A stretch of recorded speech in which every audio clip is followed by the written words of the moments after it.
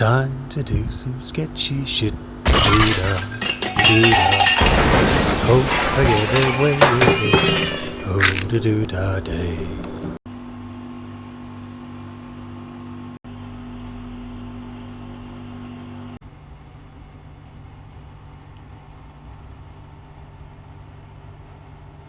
Very much more a telling than a showing episode today. I just wanted to crack on, and there was nothing particularly exciting to see.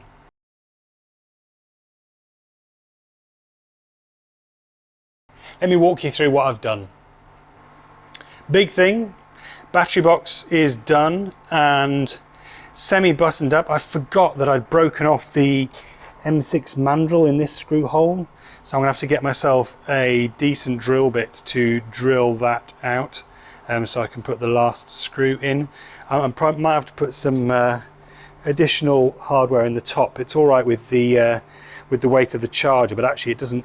I thought it would pull down very tightly with those screws in, and actually, I don't know whether it's warped with welding or what. Well, like, that can't have warped with welding because it hasn't been welded. But either way, this, without the weight of the charger on top, this sort of bows a little bit.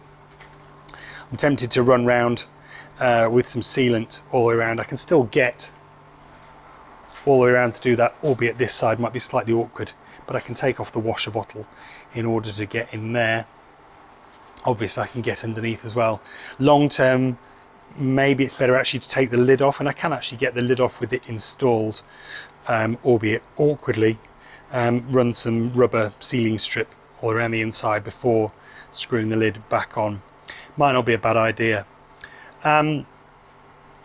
Did some plumbing, got this last connection in, so filler neck now is at the high point, comes down, well it's the other way around actually, pump through filler, through inverter, down to motor, through motor, out to this pipe, and next week we can, once we've done the high voltage junction box and sorted out the 12-volt wiring, we'll install the valance with the new radiator back in, and do those last bits of plumbing. I've got the, I haven't done anything else on the high voltage junction box today. Obviously needs doing. I still haven't fitted this. I need to extend these wires so they'll reach and tie everything down. I haven't thread locked anything in yet, but I plan to. Chargers in, that's bolted down very nicely. I have ended up putting some rubber, this is just a temporary piece for now, just so I can get up and running again. Put some rubber underneath there to insulate it. Possibility the pump's gonna wobble around a bit too much. I think so. I might need to put some sort of bracket on the pump there. Haven't totally decided what that's going to look like yet. So next week we are on to finishing out the high voltage wiring, 12-volt wiring. I think I'm going to bodge that for the time being. I'm going to stick with the original amp seal and just sort of cut and splice wires until I get all the lengths perfect, get everything perfect, and then I'll do probably a new loom with a new amp seal at some point.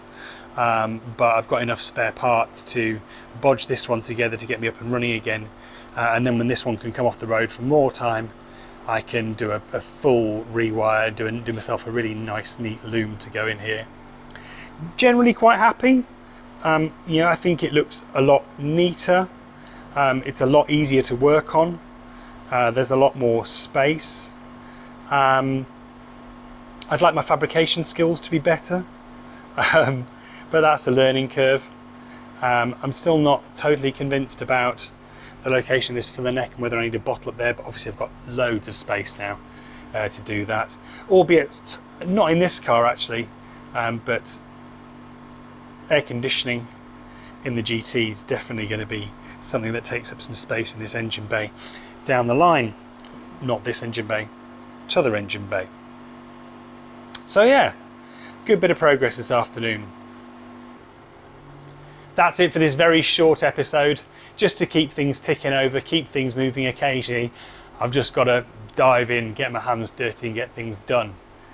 So, getting close to running this thing. I'm going to have some work to do setting it up. Obviously got to set sync offset and stuff like that for the new motor. Still got to make up a cable for the resolver down here and temperature sensors for this motor.